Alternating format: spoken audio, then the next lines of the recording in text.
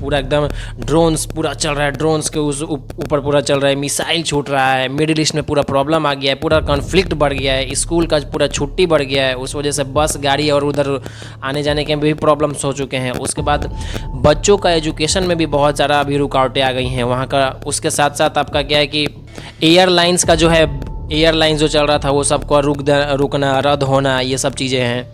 अब अभी जस्ट आप लोग सुने भी होंगे कि अभी जो है गैस सिलेंडर का रेट बढ़ गया है, डीजल पेट्रोल का रेट बढ़ गया है, यहाँ पे सोना चांदी का भाव भी बढ़ गया है, बिजनेस में पूरा अभी बहुत ज़्यादा भारत देश भी प्रभावित हो रहा है इस वजह से। उसके साथ साथ आपका जो नरेंद्र मोदी यहाँ की पीएम है, उनको न्यूक्लियर पावर प्लांट बैठाने का प्लानिंग करना पड़ रहा है। सोचिए इतना ज़्यादा तबाही मच गया है। इसके साथ साथ जो है जो कि ईरानियन बैलिस्टिक मिसाइल जो स्ट्राइक हो रहा है उसके बारे में। अब उसके साथ साथ जो है अब आप खुद देखे होंगे कि अभी हाल फिलहाल में ही एक नोटिस भी निकला है बच्चों के ऊपर की 18 साल से जो कम उम्र के जो बच्चे हैं उनको फेसबुक, इंस्टाग्राम और ये व्हाट्सअप वगैरह चलाने के लिए बैन किया जा रहा है। जैसे अभी जस्ट एग्जाम्पल एक सब ये भी कर्नाटका में शुरू भी हो चुका है। हालांकि इससे रिलेटेड चीज़ें तो और भी काफ़ी हमारे इंडिया में हो रही है, जैसे कि राजस्थान सरकार, यूपी सरकार अब कर रही है कि पढ़ाई को लेकर थोड़ा ज़्यादा सीरियस करके अब वहाँ पे इस चीज़ का प्रभाव ना पड़े बच्चों पे, इस वजह से उनको लिमिटेशन में डाल रही है, डिसिप्लिन में डाल रही है, ताकि हमारा देश में जो बच्चा है, यंग जनरेशन है, वो अच्छा से पढ़ लिख के आगे बढ़े और हमारा देश का नाम रोशन करे और हर एक फील्ड में वो लोग आगे बढ़े। अब इसमें भी एक चीज़ और का मतलब प्रॉब्लम आएगा कि कनाडा और इंडिया का जो अभी ट्रेड डील हुआ था लगभग 4.57 लाख करोड़ का हुआ था, उसमें भी अभी प्रभाव पड़ेगा। मिडिल ईस्ट में इतना सारा प्रॉब्लम होने के कारण क्या हुआ था कि अभी 3 मार्च का ही बात है जो नई दिल्ली में लगभग 80 गो अंतर्राष्ट्रीय उड़ानें को रद्द की गई थी। अब जस्ट उसके कुछ दिन पहले के अभी आप लोग न्यूज़ सुने होंगे कि पाकिस्तान और अफ़गानिस्तान के बीच में तनाव बढ़ गया था, लड़ाई का माहौल चल गया था पूरा एक दूसरे में पूरा। उसके साथ साथ अब सबसे मेन प्रॉब्लम क्या हुआ कि वहाँ का लोग को खाने पीने की चीज़ें में बहुत ज़्यादा रेट बढ़ा दिया गया। जैसे कि अभी आटा का सबसे मेन जो कि सबसे रेगुलर कॉमन है जो यूज होता है, आटा का रेट वहाँ पे 10 किलो आटा का 890 रुपया, जिसमें सबसे ज़्यादा प्रभावित पाकिस्तान के लोग हुए हैं। अब हालांकि इसको आंकड़ा के हिसाब से जब हम लोग देखते हैं तो अभी अब पहले का जब हम लोग कंपेयर करते हैं तो अभी जो है 5.8% के रेट से ये बढ़ चुका है, लेकिन 2025 में 2.2% कम था उस टाइम। समझ गए?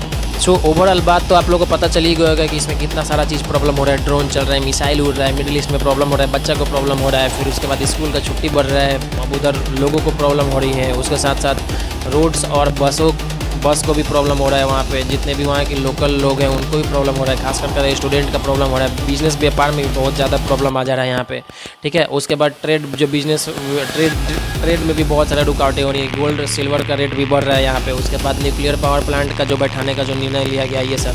उसके साथ साथ जो है अब इस वॉर की वजह से हम लोग जो अपना इंडिया को प्रिजर्व करके बच्चा को इसको डिसिप्लिन में हम लोग रखने के लिए मोबाइल में फेसबुक, इंस्टाग्राम, व्हाट्सअप को हम लोग क्या कि रोक दिए हैं कि 18 साल से कम के बच्चा लोग नहीं यूज़ करेगा, ताकि उन लोग का पूरा शांति से ध्यान पढ़ाई पे रहे। तो ये चीज़ बहुत अच्छा बात है, ये सब अच्छा डिसीजन लिया गया है।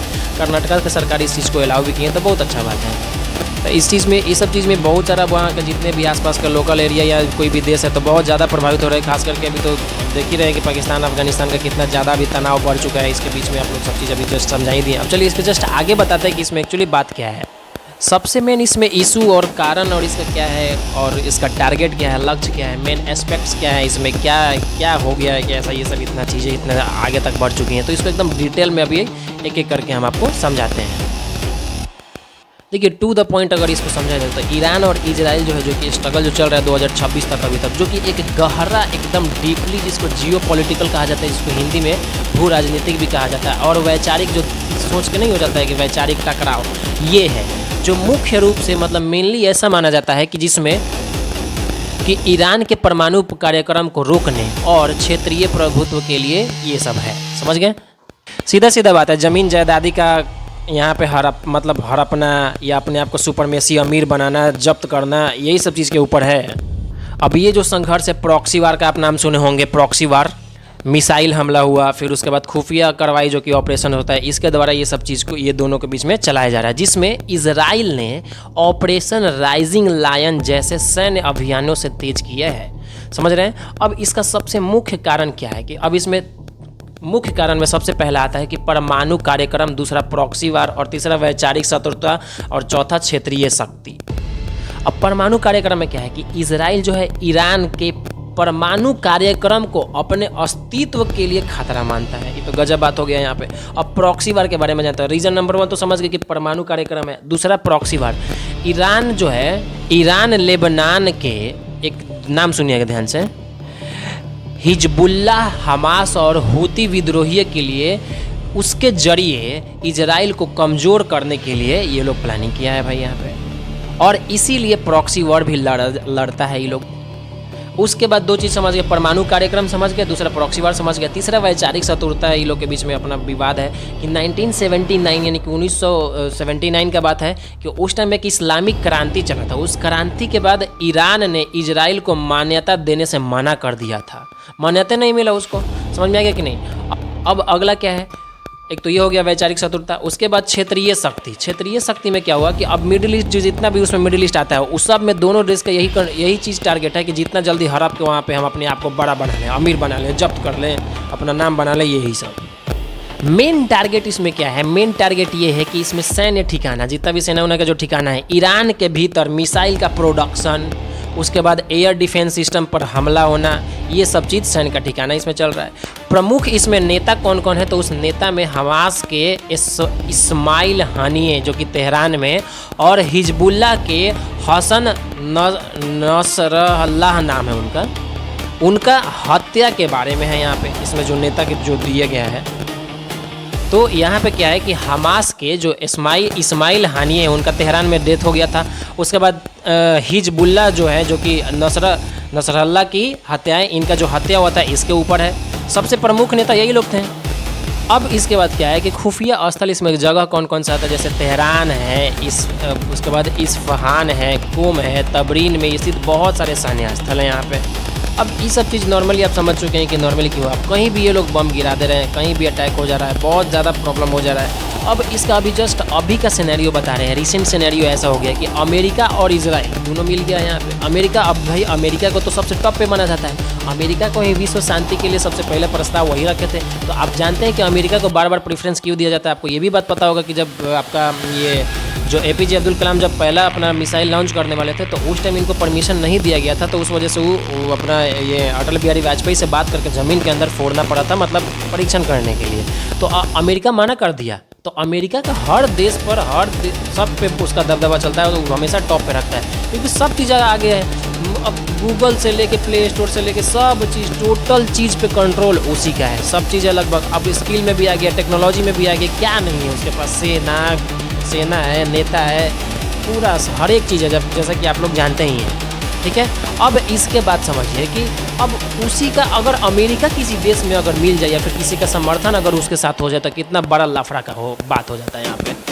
समझ गए। अब इसके बाद क्या है कि इसके साथ अब अमेरिका तो भाई सबसे ऊपर टॉप।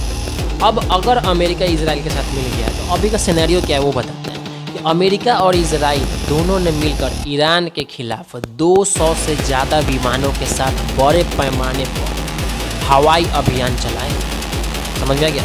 सैन्य टकराव तक मामला पहुंच गया।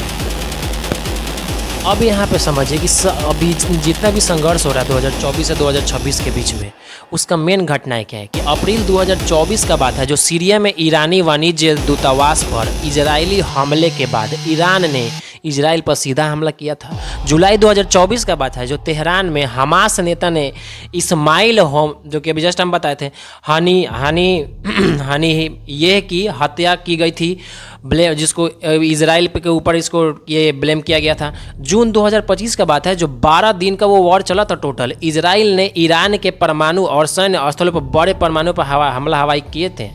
उसके बाद फरवरी और मार्च 2026 का ईरान वॉर जो चल रहा है, अमेरिका और इजराइल ने दोनों लोग अब भाई मिल के अब ऐसा किया है कि अब क्या ही बताया जाए। अभी जस्ट हम बोले थे कि दोनों विमान पे 200 से ज़्यादा विमान पे ये लोग टारगेट कर लिया है।